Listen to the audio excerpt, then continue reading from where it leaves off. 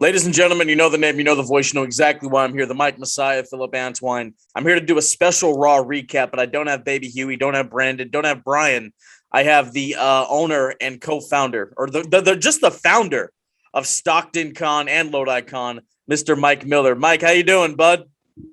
I'm great, man, but I'm fourth choice. Is that what I No, just heard? no. Holy moly, I mean, dude. okay. If we're being real, I mean, Baby Huey doesn't come on the BC a lot. You know, I'm mainly over on the ITK, and it's late, and Brian he has kids, and Brandon he just won't do the shit.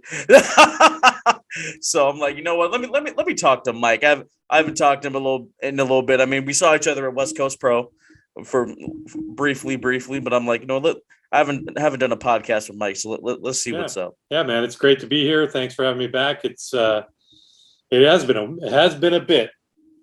Yeah, I think we did the interview, and then like I think a few weeks later, you and I were on in the click together, and that was it. Yeah. We need to make this kind of a recurring thing, man. I appreciate it, man. Whenever you need me, man, I'm here for you. Absolutely. But before we get into Monday Night Raw, we're going to talk some Adam Cole stuff. Let's promote some Stockton Con, September 11th and 12th. That's coming up here in a couple weeks, so it's fast. It's vastly approaching. Yeah, you got some big names from the wrestling world. You got Booker T, you got Scott Hall, Kevin Nash, X-Pac, and you have you have another one that's coming in. It hasn't been announced yet. Correct, but you did fail to mention Jerry the King Lawler, who is one of my all-time favorites. So he's a big get for us. He's been here before, but it's been about 6 years. So Hall of Famer after Hall of Famer after Hall of Famer. I see you, man, putting in his work. Well, we try to do what we can, but yes, you are right. There is one person that we haven't announced yet, and we are giving you the exclusivity on the announcement. You are getting the first drop of this knowledge. We are very, very happy to have Lisa Marie Varon, formerly Victoria in WWE, as a special guest coming up at Stockton Con. What? Okay. And then she just made an appearance in the Royal Rumble earlier this year. Criminally underrated, if you ask me. I think she should be in the Hall of Fame. I mean, she's one of the best to truly ever do it, man. That's awesome. Yeah, I agree. I mean, she's had a great career. She also had a really, really strong career in TNA as Tara, and yeah, she had I thought she really did some great things in both companies. Absolutely, that's awesome, man. Hey, I went to Stockton Con last year, before the world shut down, and it's a cool vibe. That was my first ever Comic-Con, man. So that I love that, and I went to Lodi Con this year. Yeah, man. So I enjoy these. I'll be there, man. I might not be able to make day 2, but I'll be there for day 1 for sure.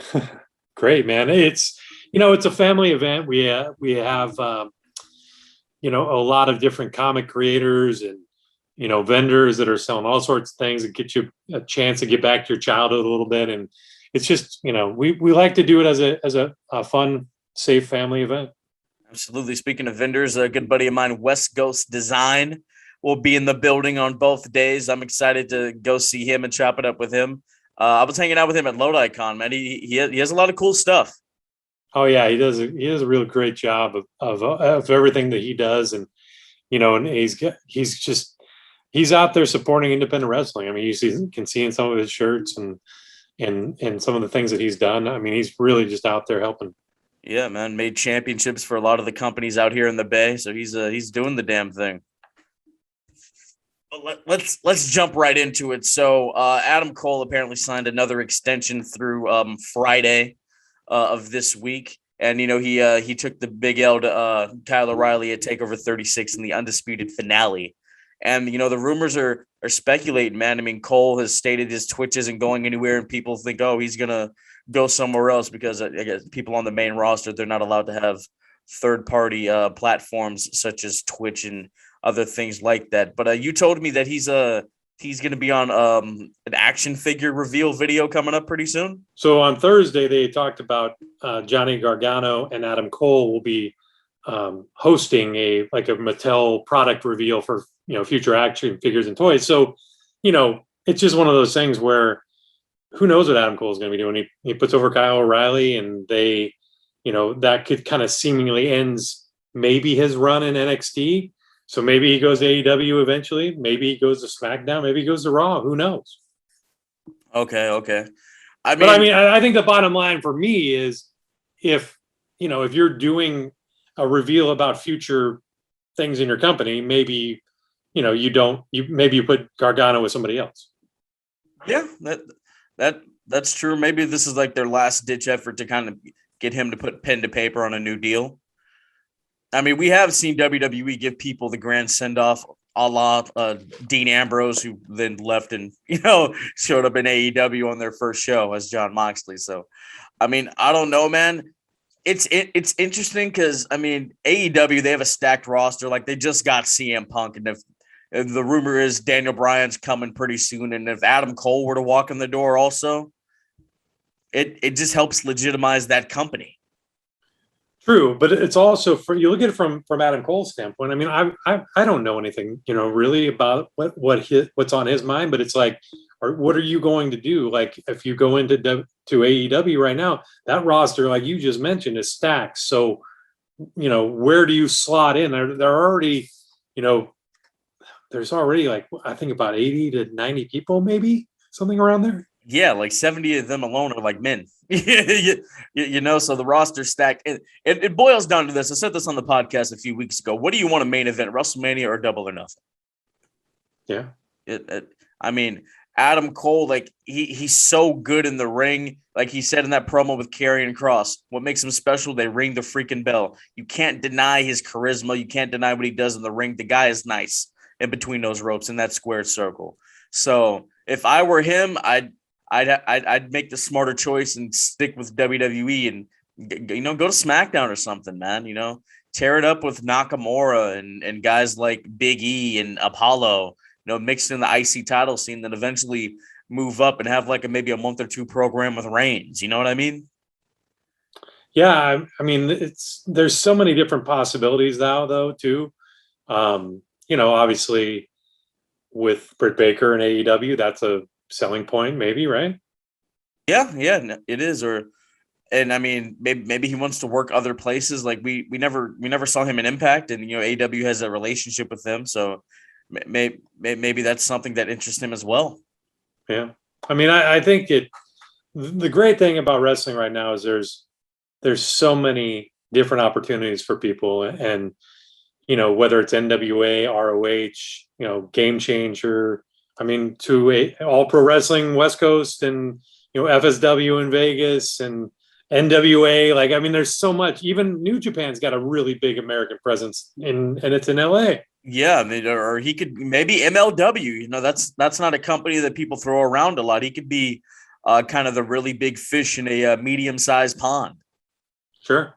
Yeah, I mean, there's just the aesthetic of him wrestling Jacob Fatu. That's something that interests me. You know what I mean? Jacob Fatu wrestling anyone's intriguing.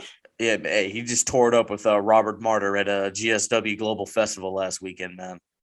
Well, that match with Daniel Garcia was great at West Coast too. Yeah, it was kind of the same thing. Martyr's one of Garcia's students. So I was like, okay, I can see the similarities there. But yeah, I mean, Fatu with anybody it's awesome. So, but it is going to be very interesting to see where Adam Cole lands inevitably. Maybe they just kind of keep him off TV, and they have that the rumors the draft is coming in October, and maybe they draft him finally. I'd say put him on SmackDown. I think he'll be a better fit there, in my personal opinion. But yeah, I think so. Yeah, I mean, there's everybody's saying that SmackDown is stacked. Well, yeah, I mean, you just had two of the biggest returns in the company in the last 2 years, and they both are going to SmackDown. Becky Lynch and Brock Lesnar. That's true. I mean, SmackDown's more of it's always been more of the wrestling show. And what's Adam Cole? He's very charismatic, but he's also a very talented wrestler. So, I mean, that would be a nice way to bulk up time. Give him a 15-minute match with anybody. Sure. We're gonna get into the Raw recap though. So it's post SummerSlam. A lot of big things happened on SummerSlam. But what were your overall thoughts of SummerSlam, by the way, real quick? I really enjoyed it. I know we talked off air about you didn't love the Becky Lynch, the kind of where it went. I mean, it was an incredible reaction to her. But the crowd just went nuts because they hadn't seen her in 17 months, right? So to have her come out was great. I agree with you, though. I did not love, that instant, win and moving forward from there. I'm really, really hoping that they do not derail Bianca Belair because of that, because I think she's outstanding. Yeah, I mean, she since January, since she won the Rumble, she's elevated herself, won the title off Sasha. She held it down. Yeah, just I didn't like what they did. It's WrestleMania 9 all over again. Yeah, well, it's one of those things where, like, everybody's unhappy with that result, or at least most people. I mean, I think there were a lot of Becky fans out there that were happy about it, but yeah, and there's all these other rumors that are going around. It's like I really, rumors are rumors. You want to see how it plays out on TV, and I really hope this gives Bianca an opportunity to get right back into it with Becky and set something up for the future. And I think that that's important. Right now, the most important thing is how they handle Bianca coming back, in my opinion. Absolutely, 100%, man. So we kick off Monday Night Raw with the almighty WWE champion Bobby Lashley and his homie MVP. They're talking about Goldberg and Lashley choking out Goldberg's son. Damian Priest, the new United States champion, comes out to the ring, and so he challenges Lashley. Lashley, he was suited and booted up, changes into the combat gear. They have a nice little singles match. Sheamus comes out, interferes. Then Drew McIntyre makes a run out, so it turns into your traditional, we're going to do a tag team match. And all in all, Drew McIntyre and Damian Priest defeat Bobby Lashley and Sheamus after Lashley, he's had enough and he leaves Sheamus to get his head kicked off by Claymore. Yeah, this is your standard, single match turns into a tag team match that you see many times. That I really like. I like the promo. I'm interested to see where this all kind of goes, because obviously, we're still in that storyline of Drew not getting a title shot. And he already kind of ran through Sheamus a while back. So, a lot of people that I talk to they're big Drew fans, but it's also about finding Drew what's going to fit him for that next step.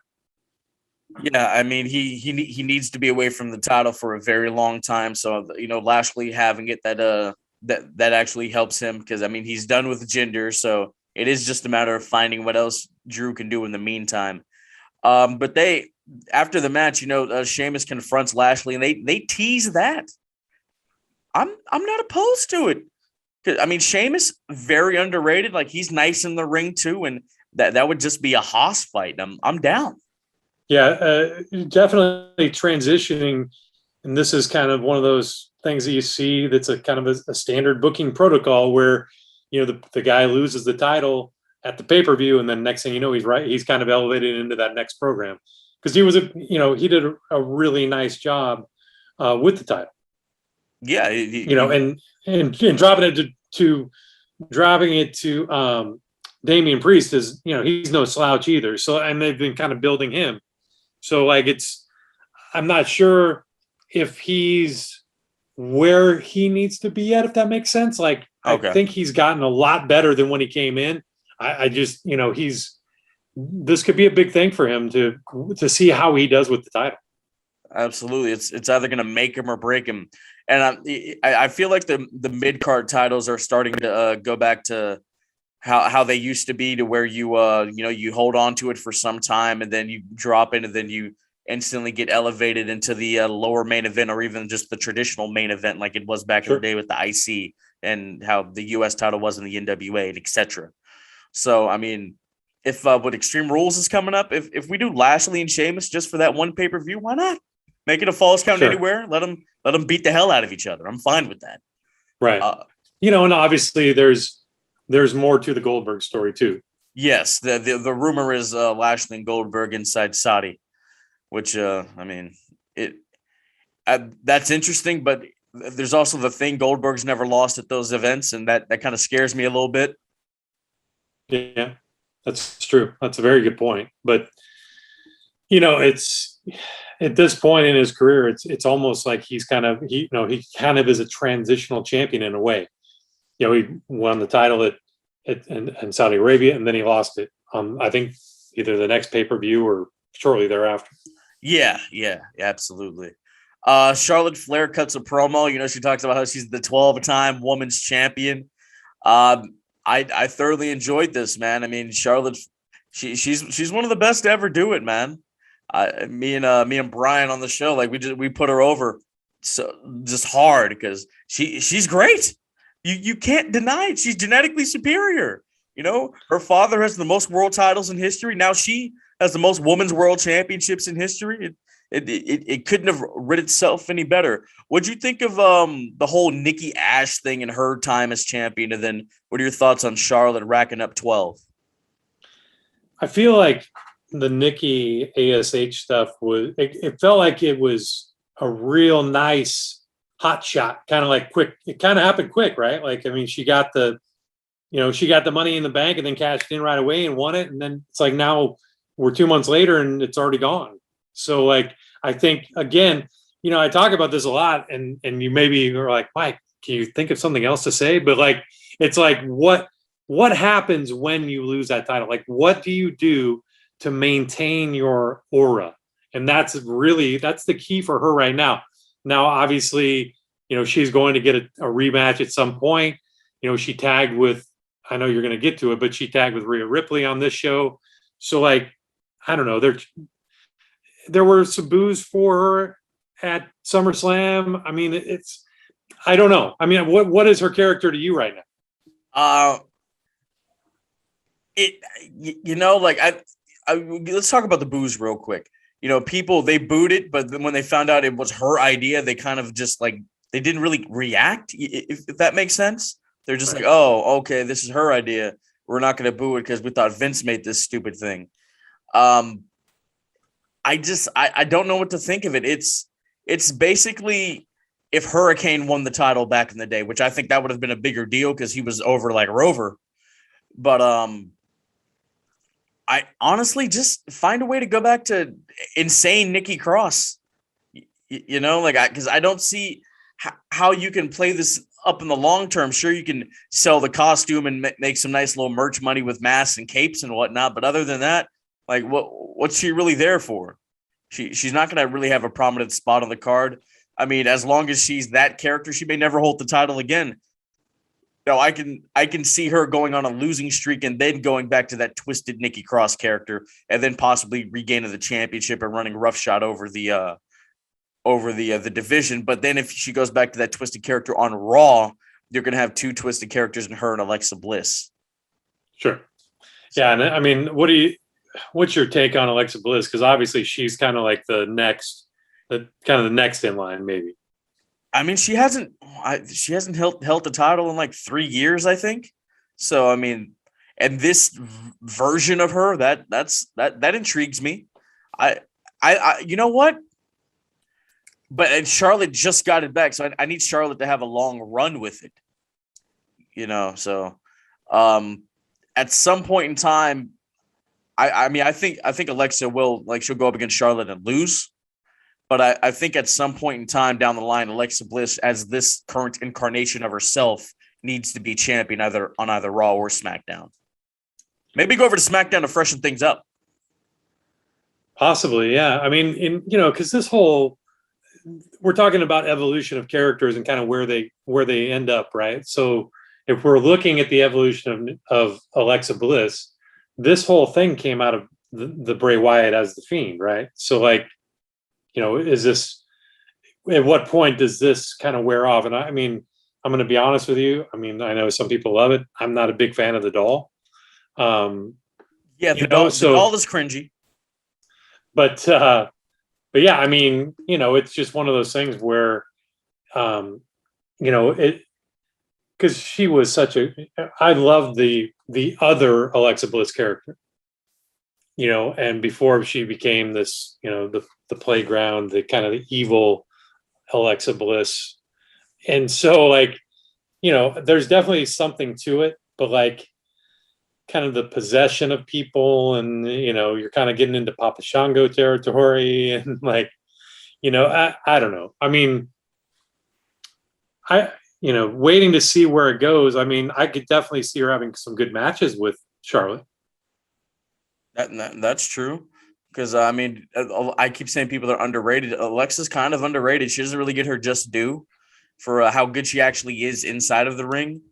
So I mean, if this is the direction they go, okay. I think because Charlotte, I mean, she's pretty good acting wise, and Alexa, her facial expressions and her mic work is tremendous. So I think they could have some fun with Alexa trying to get in the head of Charlotte, but all in all, the Queen stands tall over Little Miss Bliss. Yeah, I think so. I think that's the good result. And then, and this is kind of a sidebar from where we were talking about, but I'm a big fan of Asuka, and she is nowhere to be seen right now, other than on Twitter. I haven't seen these tweets, but I keep hearing about them. I'm gonna have to go look. Yeah, I don't know where Asuka is, man. I don't know what's going on. And that's another one of those kind of freshen up by not being there kind of things. Yeah. I mean, be gone long enough for them to miss you. Sure. This is probably the most talked about thing about Monday Night Raw. Karrion Kross, his new getup. People are saying he's the fourth member of Demolition, and so on and so forth. He has the mask. He has the straps attached to the gear. He defeats Ricochet. I mean, Karrion Kross just lost to Samoa Joe. He lost the NXT title. What are your thoughts on this new presentation of Mr. Karrion Kross? I thought he had a great presentation before. Yeah, I mean, but they've taken away the things that kind of really made him cool, man. Like all the lights and the smoke and stuff, and obviously Scarlett. Scarlett was a huge part of his persona, and who knows what's going on with that, but I could see it being yeah, I don't know. I didn't love it. I mean, maybe it'll grow on me, but I am a fan of Karrion Kross. I think he's outstanding in the ring.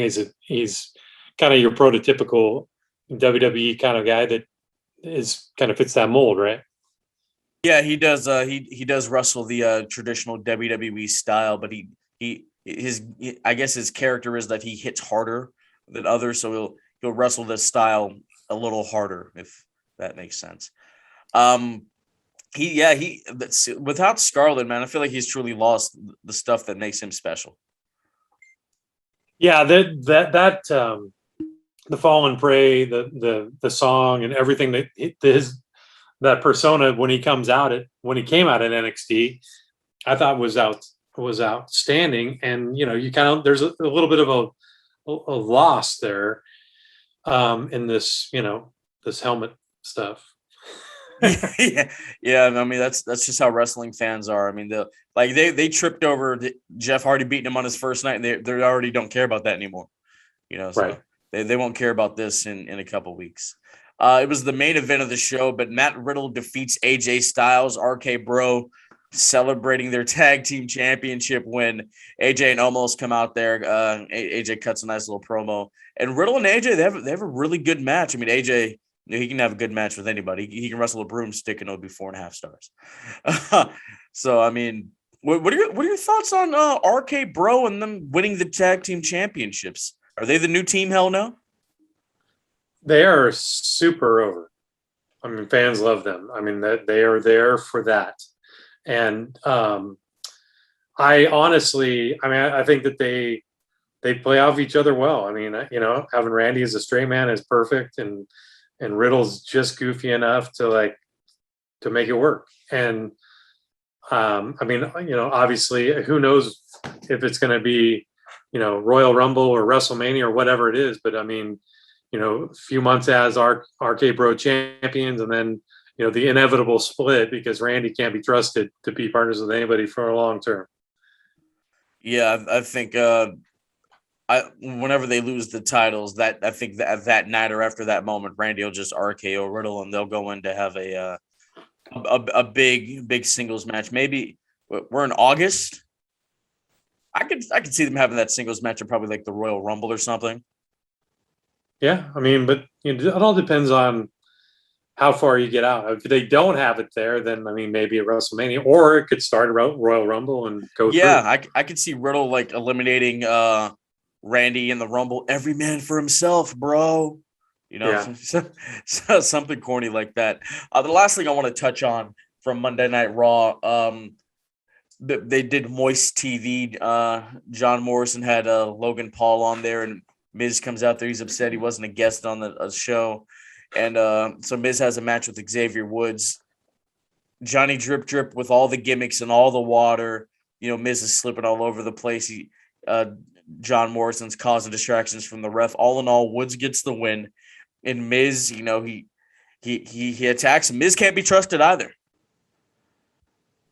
And so, Yeah, that was a really, it was kind of a really awkward night for Miz and Morrison, because the stuff with Logan Paul was a little off, I thought, too. I mean, I don't know. It was just a little bit like, because it's always strange when you have heels that are kind of a little babyface-ish that are interviewing a person who's not well liked by the audience, and so like it's really strange because they're trying to play off of each other, and it's like, well, you know, it was more like Miz and Logan Paul trying to like say, okay, well, who is the crowd going to hate less? that's true. And I like Miz throwing out that I should have been wrestling for championships at SummerSlam, but instead I was in a stupid segment with you. I did like that. And I mean, this guy, he like in like February, he was the WWE champion. Like, let's not lose that, you know?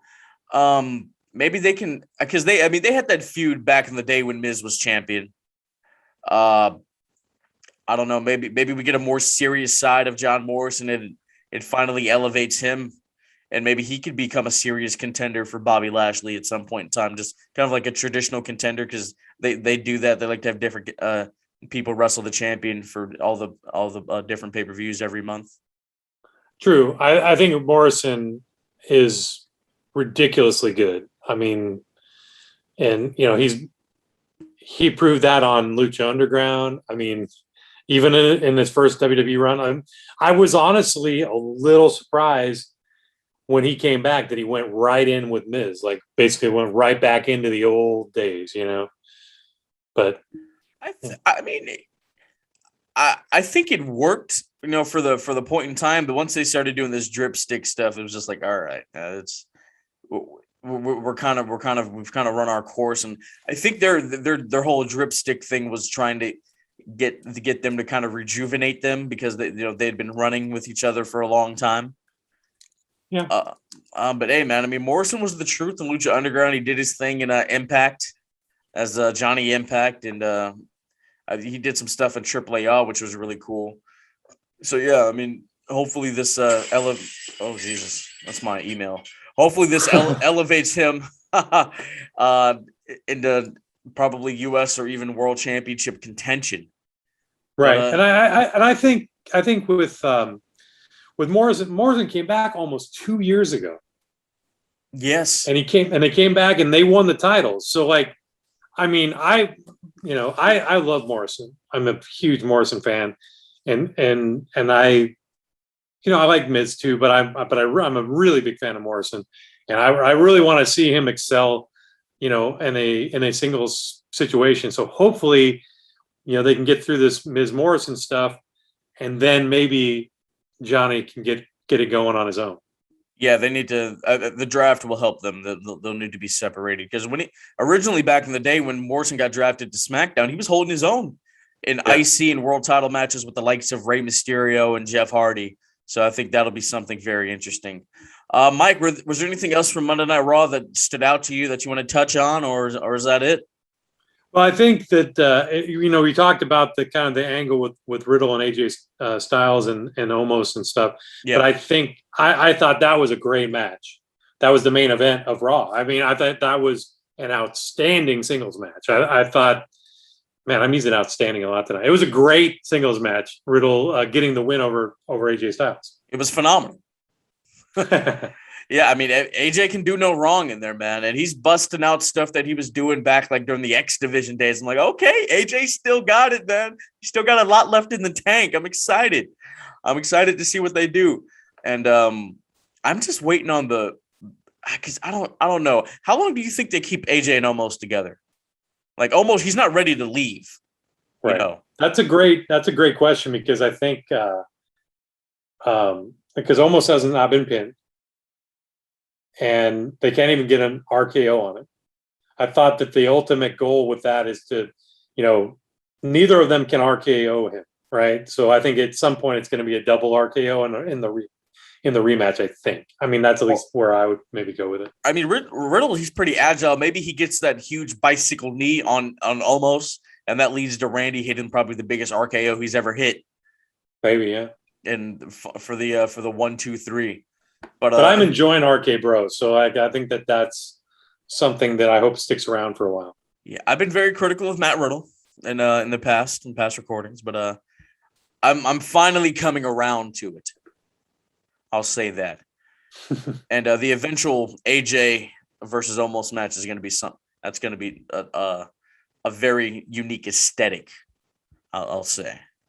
Yeah, that's definitely going to be a difficult task. AJ's great, man. So it'll work. I will. It'll work. Before we get out of here, I do want to put over Stockton Con one more time, September 11th and 12th. That's coming up in a couple weeks. That's a big weekend for like NorCal. You got West Coast Pro on the 10th, Stockton Con 11th and 12th, UGWA on the 12th later in the night or later in the day at night in San Jose. So a lot of big things are happening. Like we said, the Clique's going to be there. Scott Hall, Kevin Nash, X-Pac, Lisa Marie Varon, Victoria, you just announced. We got Booker T, King Booker. We got Kate Flannery. Who else we got here? I don't want to butcher anybody's name. Lauren Landa, Justin Greenwood, and just a lot of other talent, man. And plus, we obviously you have the vendors, and Stockton Con is in the Stockton Arena. It's cool, man. I love it. I'll be at day one for sure. Yeah, and Supreme Pro Wrestling will be putting on a show during the first day as well. Oh, word! You're gonna? Okay, I didn't know that. Yeah, they will set up the ring right out in front of the main entrance of Stockton Arena. They'll only be there Saturday only, but they'll do a show that starts throughout the morning, and they'll do kind of a run of matches throughout the day. Okay. Do you know who's wrestling? Who's on the card? We don't have any announced matches yet, but keep looking at Stockton Con on our social media. We'll be announcing some stuff as we get closer, and hit to StocktonCon.com to see all the other guests and that sort of thing. All right. Mike Miller, ladies and gentlemen. Mike, thank you so much for coming on, man. I appreciate it, man. Anytime you need me, I'm here. Absolutely. I'll pick you over Huey. I appreciate that a lot. All right, Mike. See you, bud.